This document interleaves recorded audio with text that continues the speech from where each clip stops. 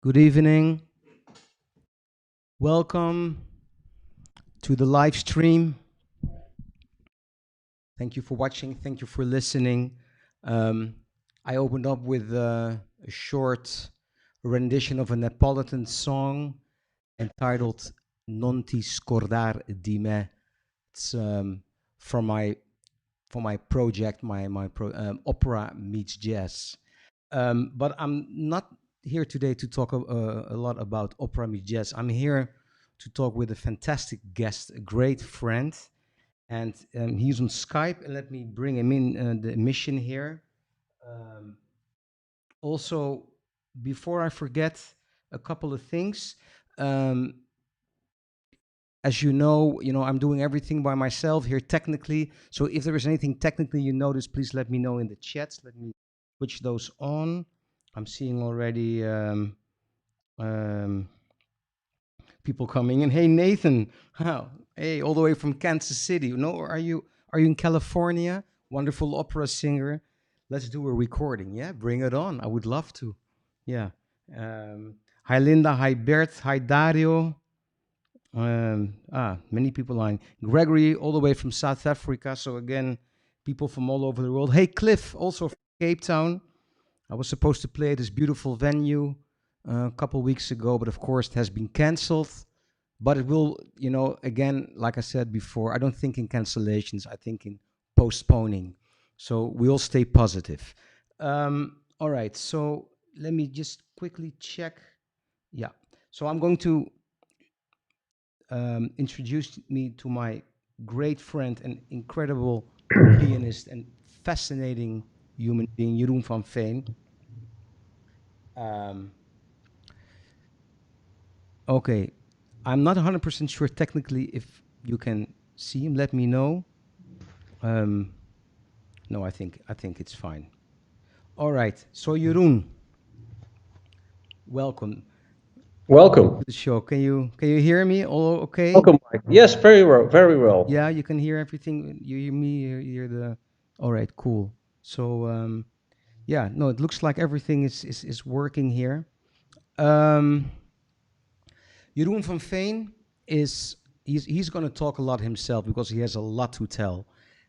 We met 5 years ago through a mutual acquaintance who was who was at that time doing a project experimenting with pianos being tuned in other frequencies. Nowadays, the standard for piano tuning is A440, 440, 442 around in that area. But it used to be 433. No, what am I saying? 432. I'm sorry, and all other frequencies. It was all had to do with the Fibonacci. It was actually a scientist who asked us to experiment. So he brought together all kinds of pianists from all different fields. And I knew Jeroen because of his work. I knew him from Radio 4 here in the Netherlands because they play him all the time. And I heard his music before and his beautiful playing, especially minimal music and the Canto Ostinato, which is a iconic Dutch composition by Simeon ten Holt. But then I never really met him until we got both involved in that project, and we had a nice click, uh, and then you said, "Hey, this is just good feeling, it's, from on the human level." And why don't we just, because we come from such different fields, we come from having a jazz background, you from a strong classical and minimal music background, and then in the Beaufort House, which is a beautiful venue here in the Netherlands, close to Utrecht in the woods. They have many pianos there, and we just went there an afternoon, and we sat down, two pianos, beautiful Steinway and a beautiful Fazioli, and first we had a coffee, and then we sat down and I said, well, let's play. And Jeroen played something and I answered, and then it turned out that we found out that we both have perfect pitch. Pitch. Great.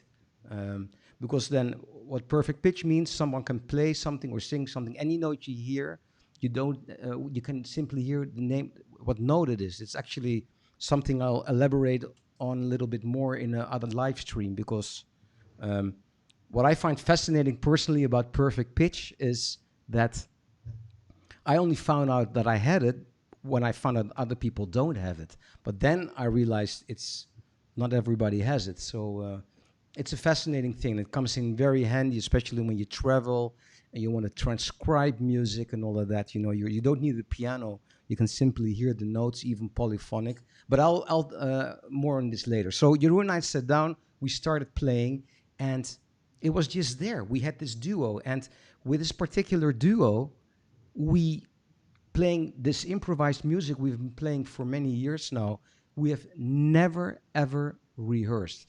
We just went and sat down and played. Afterwards, we rehearsed other projects.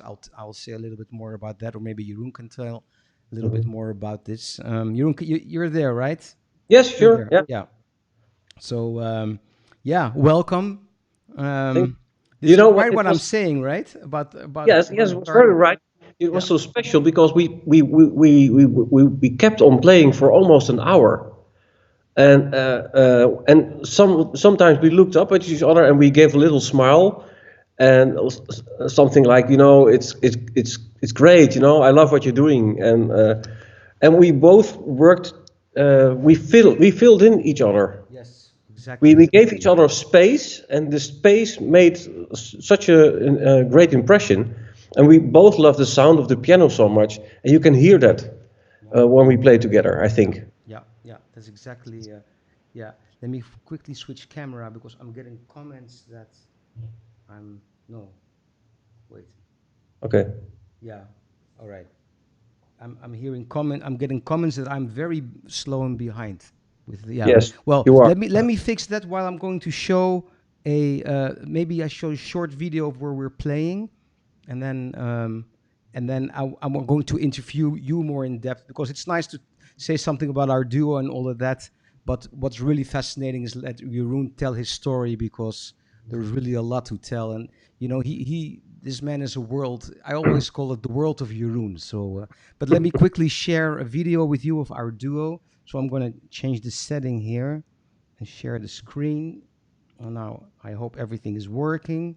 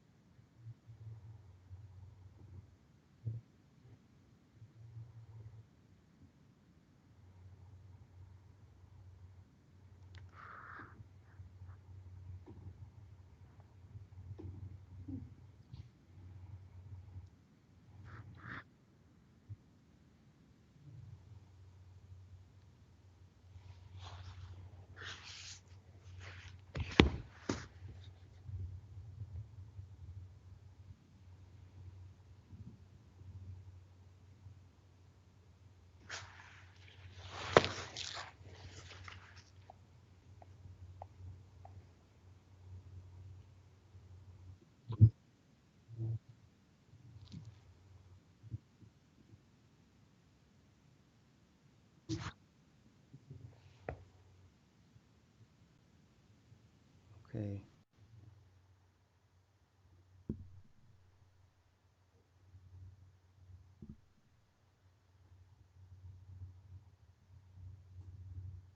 Okay.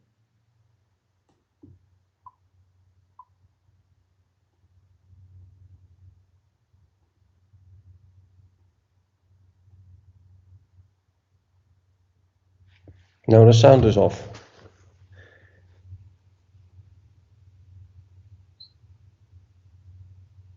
Uh-oh. Okay. Can you hear I me, Jeroen? can't hear you, Mike. Oh, now. Yeah.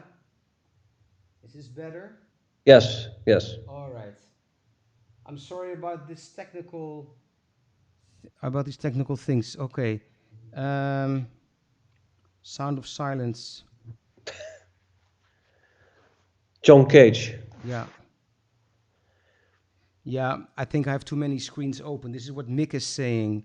Yeah, yeah. This was a John Cage. Yeah, yeah. We were all just kidding. This was John Cage. 4.33. So I think it should be okay now. Let me know if because both Jeroen and me, and I'm just using now my FaceTime camera. So I think that increases the speed a little bit. Um, so Jeroen, can you?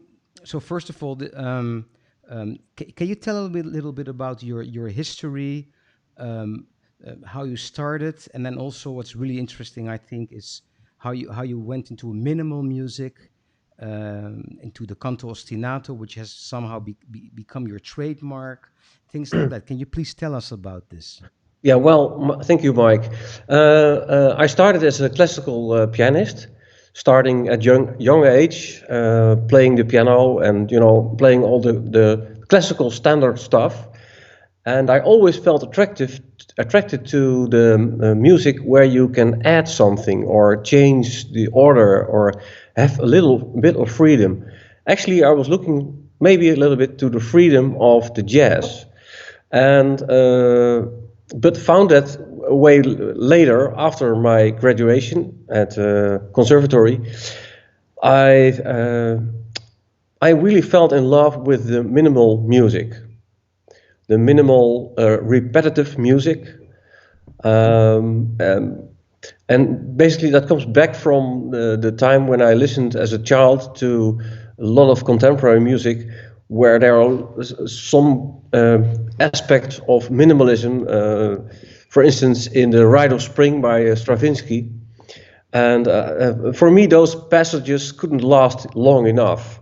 And later on, I sat down at the piano and I played those fragments on the piano, repeating and repeating them until I thought it was enough for that time. So when I graduated, I was looking for something to specialize in and to look into in, to really put a focus on a musical aspect that hadn't been done yet. And from my childhood, I was attracted to the minimalism, the music by Steve Reich, Philip Glass, uh, basically all kind of composers that were on the edge of classical notated music and music that has a lot of freedom in it.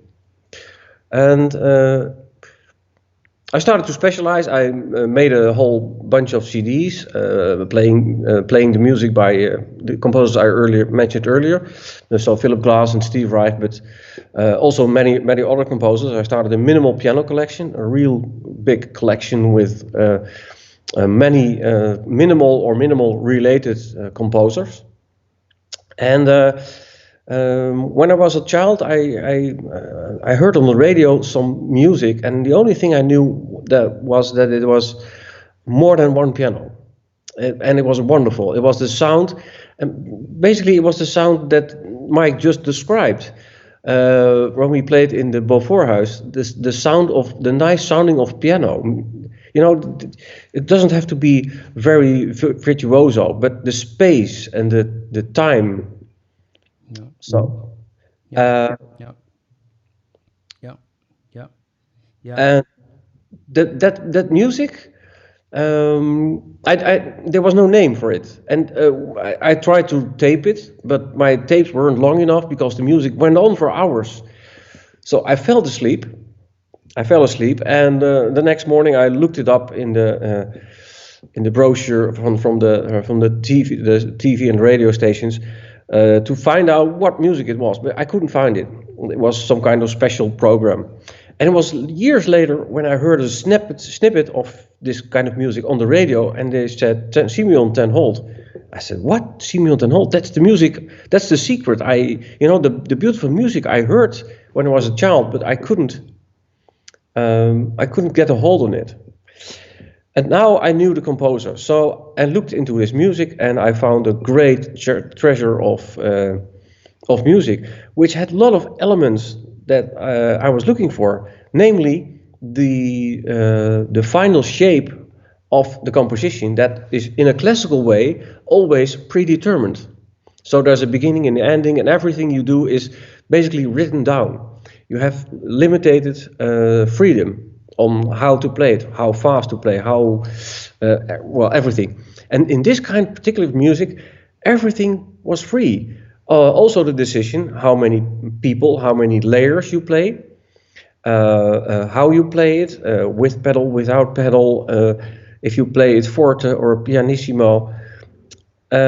So in a way, I felt like, wow, this is really I was looking for a long time, and it's on the edge of classical music, improvised music, not really on. Well, it has some jazz elements, but not really jazz in the broadest sense. No, no, no. But But the it was. freedom, it's a kind of a freedom. Yeah. Actually, yes, that's the main, and the freedom and the space that reminded sometimes when I first heard the tapes of Chick Corea and Keith Jarrett, this the real space of the ambience and the love for the instrument. And I remember the first time hearing Keith Jarrett, the Köln concerto, I thought there were two pianos playing. I couldn't believe that was one piano, you know. Yeah. Yeah. And Yeah. so when I heard this Ten Holst music, first of all, I thought this is more than one piano, and there were four. They actually were four pianos playing at the same time. Well, wherever on the world can you see four pianos at the same time playing? It's a rare combination of instruments. Being myself a duo pianist, I played a lot of duo pianism during my life, but four pianos is really something special. I mean, imagine the space between the artists. You know, now in Corona times, it's no problem playing with four pianos. I mean, you're 6 or 7 meters apart from each other. Yeah, that's yeah. Well, let's consider this a funny, ironic joke. Well, then, the music, as I explained, has a lot of freedom, and I came in touch with the composer, Ten Holt, and visited him very frequent, and talked a lot about music, about his interpretation. Also wrote some music of him down that he had, you know, like improvisations recorded on tape, but never put into music. And for instance, Aphorism, the second one is one of his pieces that actually is like a working score for the Canto Ostinato. And the Canto Ostinato, I played it a lot, I think over 500 times at this time, and it's still not boring because there are so many differences every time you play it, every time you perform it. Also the duration, between 60 minutes and 4 hours. And nothing is fixed on forehand. Yeah. And then when we started playing, when Mike started playing with us, with three pianos, or Mike and me solo as a duo, it's a complete different attitude from the adding layer to the canto ostinato. Yeah. But the basic is still the same. Yeah. The only difference between Mike and me. Yeah. Because I remember when you invited me to play for the first time. Yeah. I mean, of course, I didn't study the piece as being like the notes, literally, because that's a lot of work. I mean, that's a big effort. But then I realized, wow, there is so much freedom in this piece, especially when you and Sandra play together. It's always different, which comes much closer to jazz. So in that sense, I was quite comfortable in improvising to it, and I realized that sometimes there is much less a gap between classical minimalistic music and jazz than people would think. Would assume. There's much more in common, but it's the approach. That's really Exactly. nice. No, yeah. So And then, it's a wonderful piece of music. and then, for instance, there's a big difference between our score is like 80 page, a thick book of 80 pages, and Mike's score, your score is one A4. Yeah. So what I did, I can actually maybe even show it here, because what I did, it's like well, the version we play, when you invite me and we Yeah. play, it has 84 segments, and I basically wrote down from each segment the chords, and of course listening to what you're playing and kind of fit in, like wave trying to do this in a tasteful way. But then, yeah, but then I reduced the score to actually, it's like an Excel file. You know, you have from 1 until 84, and each segment has chord symbols and not the written notes, because that's for me the most comfortable way to, on one hand, know where we are in the piece, and on the other hand, have the freedom to improvise on the chords. So that's really cool. Yeah, yeah, it's really cool. Yeah. So, And then but there's a particular aspect from this music that when Simeon was alive, the composer died in 2012. But when he was still alive, he told me once a story that, well, for some pianists, the music he wrote was um, not complicated enough. And then they started fooling around and, playing extra stuff, extra notes. yeah, Uh, yeah, and sometimes he could get really angry about that, playing extra notes that weren't in the score. But at some point, he said, "Wow, that's cool." So he went to the pianist and said, "What did you do there? Can you repeat that?" And then he looked over the shoulder from the pianist and he wrote it down in the score. yeah. So He was um, very open-minded, huh, actually. very open-minded, and the Yeah, stuff you play, Mike, could have been also in the mind of Ten Holt, because yeah, everything you do yeah, is comes out of the material. It's that, of course, your musicality that you are using to bring out some parts that haven't been written yet, but could have been written. yeah, yeah, yeah, yeah, yeah, yeah. Yeah, and it's also, what I also realize is, uh, coming, being brought in this, being a jazz musician. It's the same with the Opera Me Jazz project. It's easy to start freaking around and do all this crazy stuff. What sometimes jazz musicians like and tend to do, but I find it more a challenge to do this in a very tasteful way, and uh, contribute to the music in that way, in wave something in that music which, yeah, which fits, and within that you can improvise, but still I think it's important to, yeah, that's how I look at it, rather than just, oh, there's a chord, I can freak and play all these notes. Also because this Canto Ostinato yeah, it's a 5/8 piece, yeah? five Yeah, eight in terms of rhythm. So it's incredibly rhythmical. There's not a second. It's always rhythmical because it's minimal music, it and goes on and on. yeah, it goes on and on. Sometimes for hours even. What is the longest version you've played? What, by the way? 4 hours in 4 hours. Vancouver. 4 hours. My goodness, 4 hours. Yeah, yeah, Yeah. You know yeah. what happens afterwards? Sorry. You know what happens afterwards? No. After you rush to the bathroom. Yeah, yeah, yeah. Jesus, yeah, yeah, and that's, yeah, yeah, yeah, yeah, yeah. It's a wonderful piece of music. So, okay, But what not, I'm going to not do, I'm going to do one more attempt to okay. bring Yeah. this in the screen, and otherwise, if this doesn't work, so then what I'm going to do after this emission, I'm going to put all the links in Facebook and in YouTube, wherever it's being streamed on several platforms, and then you can watch it afterwards. I promise. So, but I'm going to share my screen. So first, and then I'm going to restart the browser again and quickly search. If it doesn't work, I'll be back shortly. Just, well, you can hear me anyway.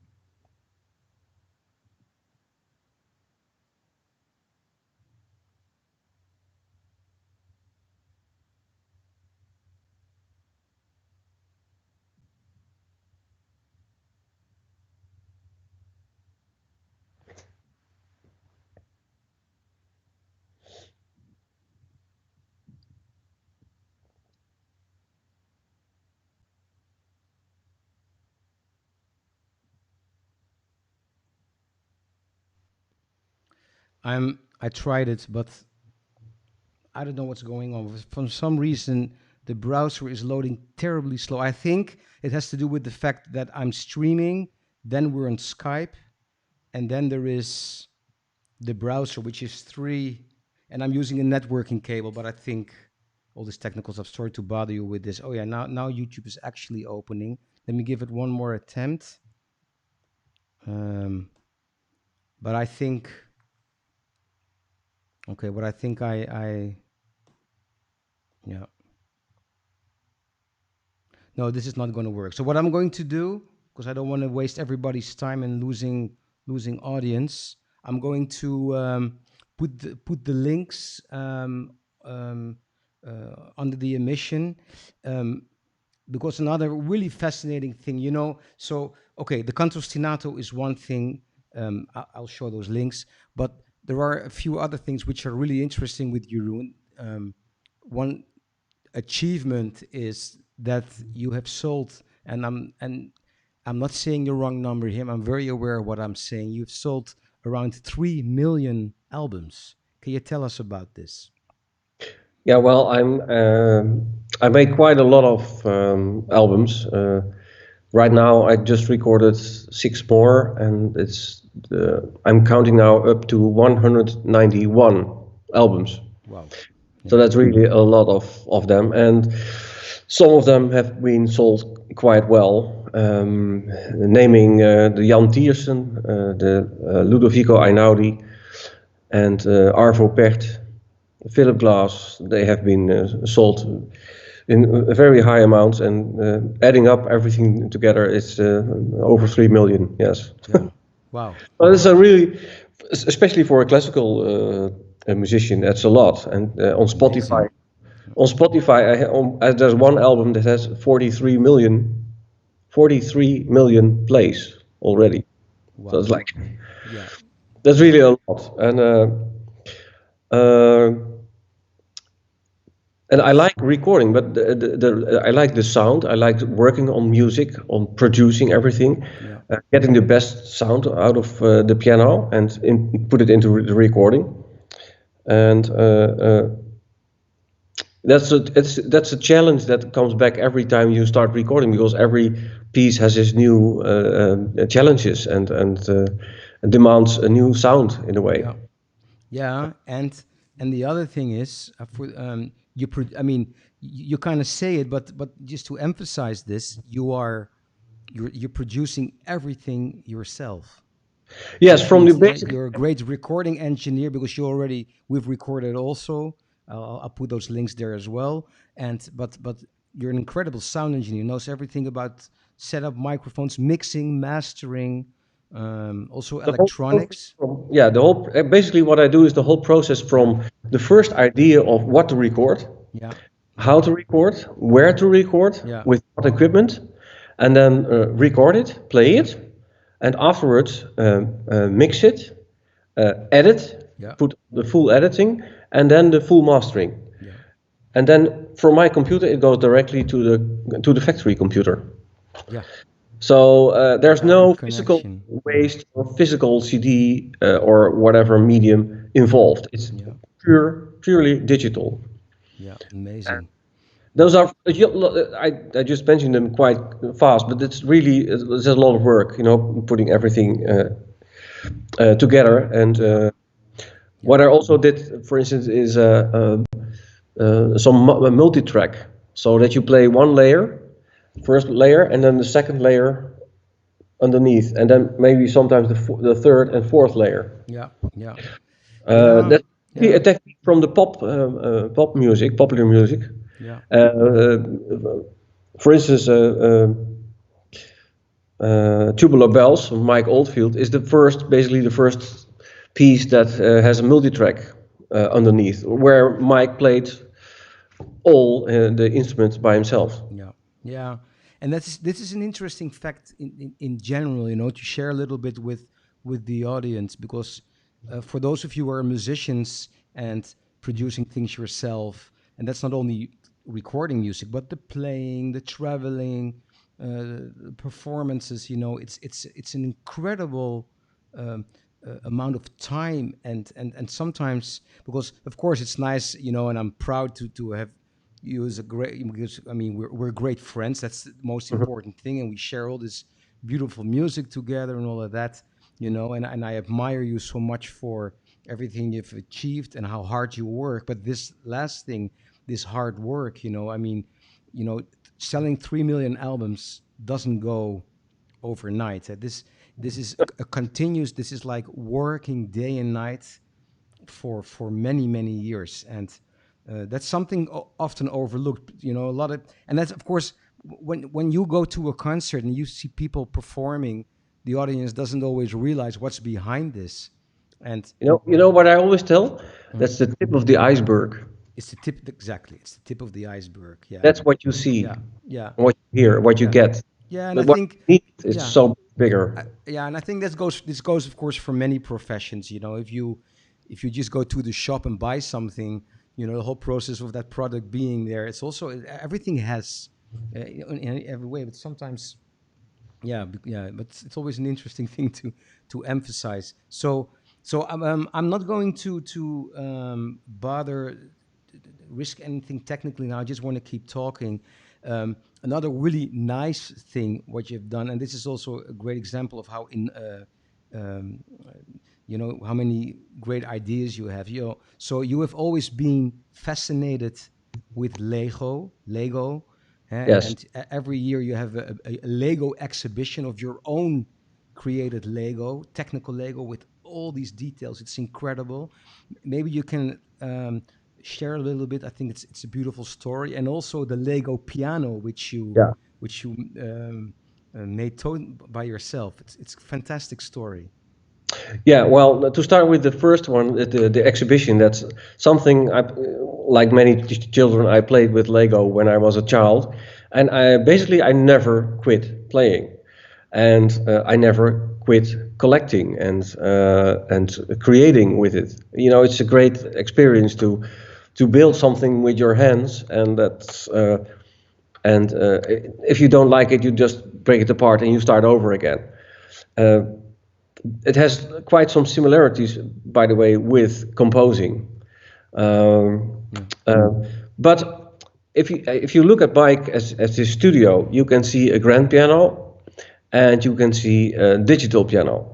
In the time when I was playing a lot on, also in the angle like Mike does, I always felt on stage, when I was sitting on stage, I felt like, I have a piano, you have an instrument, you have something that resonates, that really, that's. And when I played on a digital piano, it was like this, you know, instrument without a soul or without a body. And I thought, why can't I make my something with my hobby? As Mike just told me, my hobby evolved in a yearly exhibition with well over 250,000 bricks, with big cities and trains and motorized stuff. Really crazy. A quarter million bricks Yeah, yeah, over a every. quarter Oh my million. goodness! Yeah, that's a Yeah, lot yeah, of and bricks. and growing every Yeah, month yeah, yeah, yeah, with new buildings, new yeah, yeah, yeah, yeah, yeah, yeah. I've seen and it. Yeah. new challenges as well. So at one point, I was thinking, I was sitting at the kitchen table with my sons, and I was talking about, I feel so lonely at this digital piano on stage. Why could we not build a piano around this digital piano, so that it's more like an instrument, and also some, you know. Um, I was really looking for how can I make the bending, the nice bending, the curve in the piano that's so typical for a grand piano, but which is not so used much used in Lego systems, because in Lego systems everything is square. If you go from square one, it's everything is with Yeah, hard angles, so yeah, there's no real nice curve. yeah. So what we did, we ordered 1,000 bricks, two by one, small ones, and we piled them up. We made a big long, uh, well, say a sort of wall, and we start bending. How far can you bend Lego before it bursts and falls apart? That's what we did basically, and we figured out, if it is a long, let's say a meters long, you can bend it really quite a lot.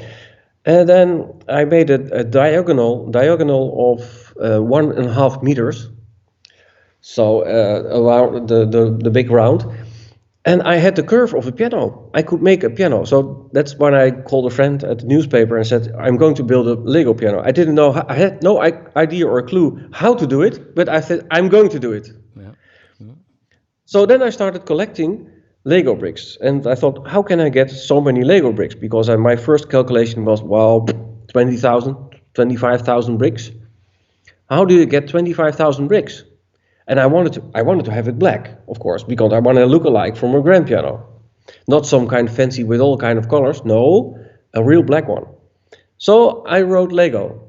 I asked them to support Lego bricks. And they replied, they said, well, we get this kind of offers almost daily. Yeah. And so they said no. So then I thought, you know what? There are so many children in the whole world. They quit playing Lego. And you know what they do? They put their Lego away in boxes in the garage. They store it on the attic. They store it somewhere, and nobody ever cares.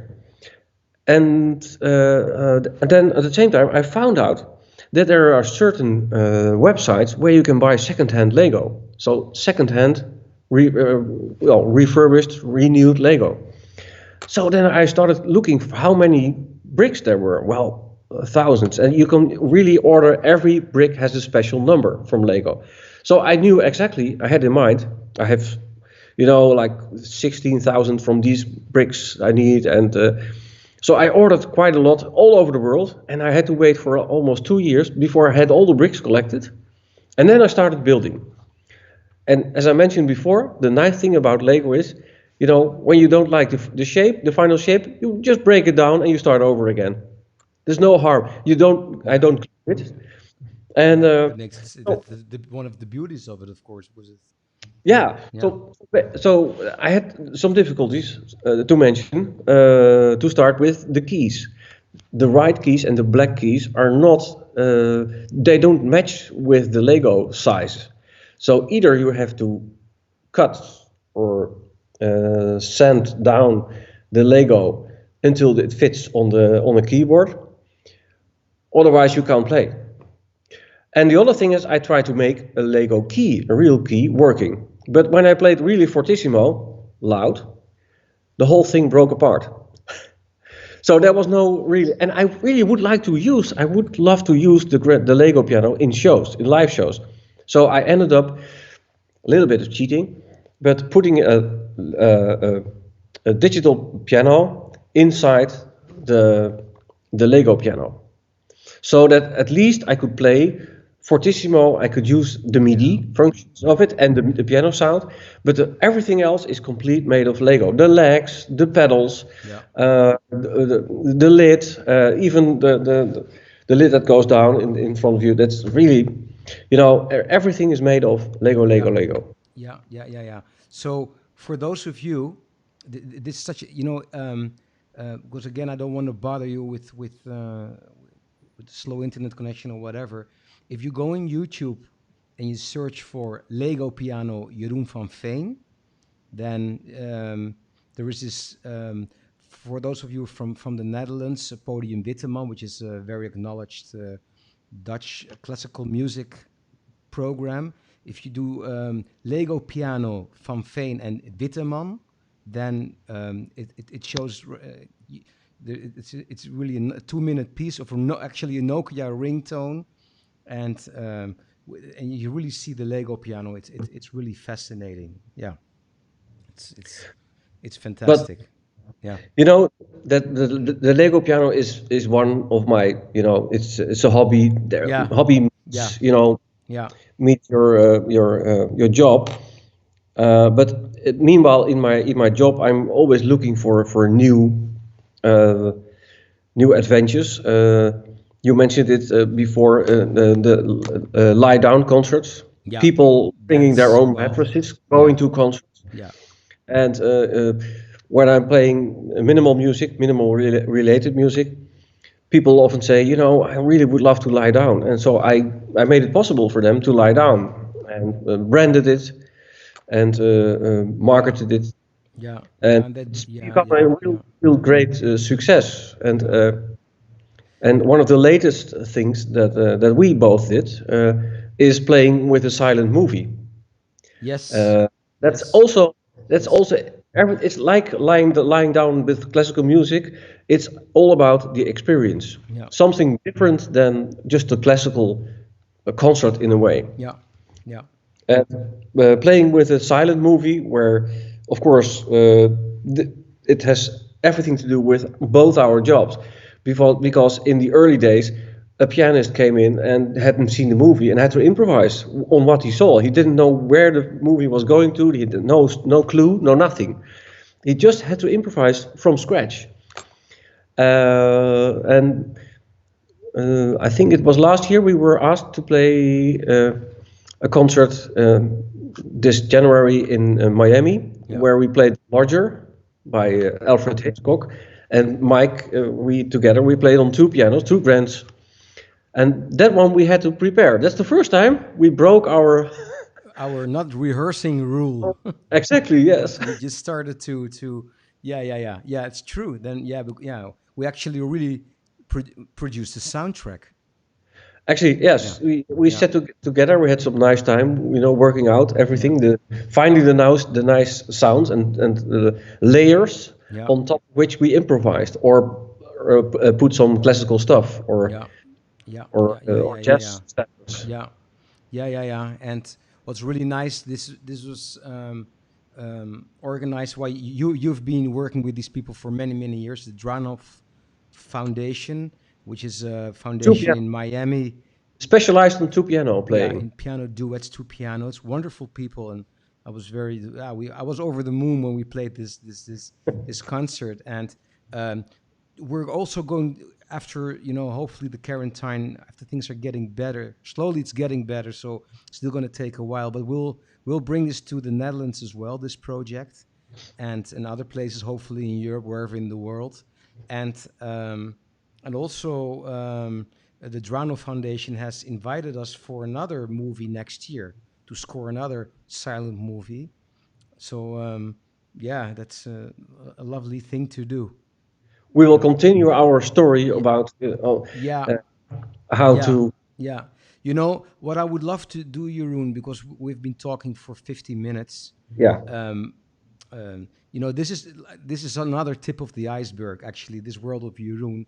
And to be honest, I'm very frustrated that I couldn't show the movie. So if you're up for it, maybe we can schedule another session next week. And what I'm going to do, then I'll download the movies before, and then because then I'm not dependent on playing them from YouTube. If you're up for this, let me know. And because then we can, because I want to show, or I can do it another time without you in the emission, showing the lying down concerts, the stuff we have been doing, and or maybe put some snippets from this interview, because I really think, you have so many. Yeah, it's worth that people can watch and listen. But what I'm going to do in any case is put the links under. So this stays on YouTube. This stays on Facebook. So after this, give me half an hour, and I'm going to post all the links, and then you can still watch all these things: the lying down concerts, the Lego piano, our duo Canto Ostinato, and yeah. So I think, yeah, because it's really worth to check it. Yeah, but anyway, Jeroen van Veen, if you search him online on YouTube, um, he's all over the internet, and of course, what he was saying in mentioning himself on Spotify. Um, there's one track with 43 million streams, so I don't think it's going to be hard to find you on Spotify as well. So yeah, so I truly want to thank you for this interview. Apologize for the technical difficulties we had. I know what to do now. Again, with your live streaming by yourself. When I started live streaming, like when the quarantine started, I had no clue about live streaming. I just went on YouTube tutorials and we set everything up ourselves. But sometimes you encounter some technical stuff. So I'm really sorry I couldn't show more footage, more video. But I'm gonna make up. I'm gonna make it up. So I want to thank you You're welcome. for being for joining this live stream. And let me quickly check if there are any questions. No, people are Oh yeah, sure. thanking, and yeah, I do see quite some comments. But yes, yeah, no questions for now. But to be continued in whatever way. But I'm going to make sure you're going to see all of this. So yeah, thank you so much, Jeroen, You're welcome, Mike. and yeah, Thanks for inviting. yeah, it's an yeah, well, and please look all we were supposed to play a couple of concerts, of course. Everything canceled, but it will be postponed. So also look out for our duo and our projects. But I'll be announcing it everywhere. So thank you so much, and I'm gonna wrap up this live stream for tonight.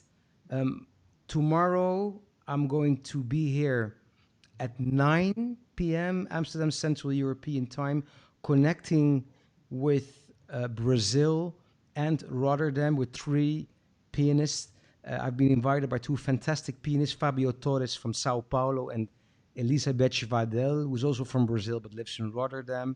And we're going to play our version of Autumn Leaves and then talk about it and all of that. So that'll be tomorrow at 9, 1 hour earlier than usual. So please tune in tomorrow if you feel like. And thank you for watching. Thank you for listening. Love you all. And thanks again, Jeroen. And hopefully see you soon. Bye bye. Bye bye.